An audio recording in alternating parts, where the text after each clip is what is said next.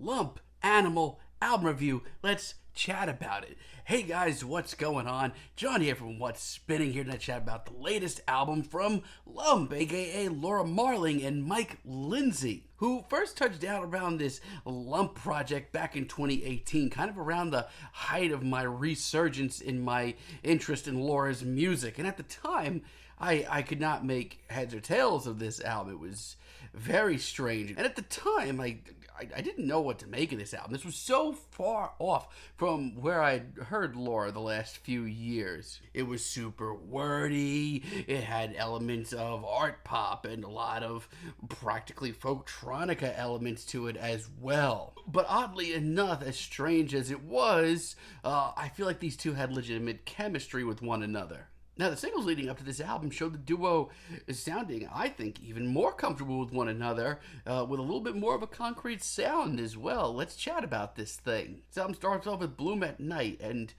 what a start. I think this is a fantastic deep cut. It's whimsical, it's very glitzy, it really reels you in right off the bat.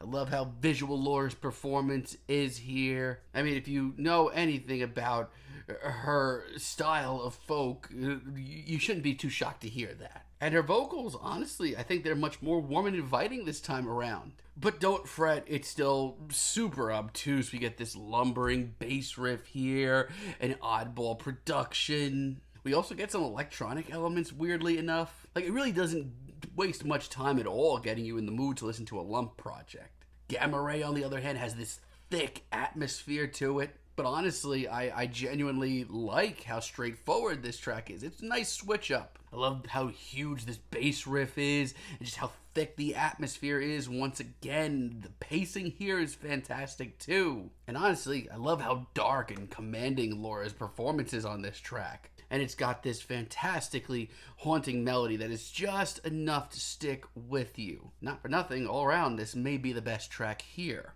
Animal, this album's title track, on the other hand, practically has some post-punk vibes to it. It's very tense. Once again, Laura Marling comes off really commanding, and I actually love that. And much like the rest of this album, it is just catchy enough, just haunting enough to really stick with you. It's also super artsy, super weird, everything about the first Lump album. And between the intense vibes of this track and the repeated rhythms, things get pretty tense. And a lot of that goes doubly for Climb Every Wall. I feel like in a weird way, I might be wrong here, but I genuinely do get some odd art punk and post-punk vibes to tracks like this. But Laura's performances continue to bring this track down to at least a somewhat human level. It's a great, breezy, and super artsy exercise in tension and relief in just the way that Lump can do it. However, this album at times also has a bit of an identity crisis. Like, take for example Red Snakes. I think it's the worst track here. This track is not good.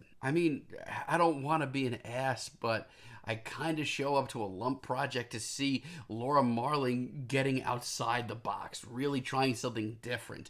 And that is not what you get here. This sounds like it could have landed on the last Laura Marling album. I mean, it's a sort of quaint, sweet little folk ballad, but trust me, if you've heard any of her albums, especially her better ones, you know she's much better than this. And this may shock you, but I think We Cannot Resist is by far the least interesting single here. Now, you know, it's weird. I don't know.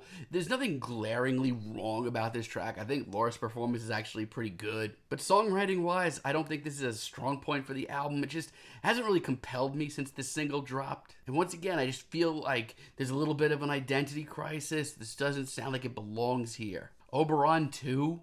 Once again, I've always kind of looked at Lump as its own separate entity from Laura and Mike's respectable other projects, but this just kind of sounds like an unfinished Laura Marling thought. Overall, I think this album is just about on par with their debut. We get tracks like Paradise late in the album. I mean, good God, this track is so great. I mean, Mike and Laura definitely have a lot of chemistry. That you cannot say that they don't. This is by far the darkest and weirdest thing here. Like, I really would have loved to hear more risks like this. It's so campy and bizarre, and that goes doubly for Hair on the Pillow. What even is this track? This is genuinely tortured and twisted. This sounds like something out of the deepest and darkest reaches of Tim Hecker's stuff. And Phantom Limb as a finale, I didn't like it at first, but it's actually come around a lot to me. I think it's pretty decent. And you know what? It doesn't start out too good. I think it pulls from a lot of very bland indie rock and indie pop and singer-songwriter stuff. But as this track progresses, it does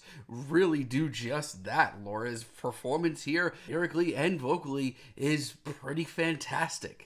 I also love, once again, the very hypnotic vibes of everything going on between this track, between the forefront of the instrumentals and that lazy horn in the back. It's a very hypnotic album. Lump really get into the groove quite a bit. And the whimsical production and the animalistic shrieks that we get sometimes. By the end of Phantom Limb, it's actually one of the most daring and risk-taking tracks here. I wish I could say that about this entire album. But yeah, like I said, I think this album is kind of on par with their self-titled debut. The singles leading up to this, some of their best tracks to date. And I think that Laura and Mike genuinely have so much chemistry, but I feel like there's some tracks on here as well that show a real disconnect and show maybe a little bit of a character crisis. There are times on this album where this just becomes sort of a Laura Marling side project from her solo stuff. That's not what I showed up for. I've always thought that Lump was their own separate thing, and I want to hear them take more risks like they do on some of the best tracks here. Still, I get the hype. This is a very solid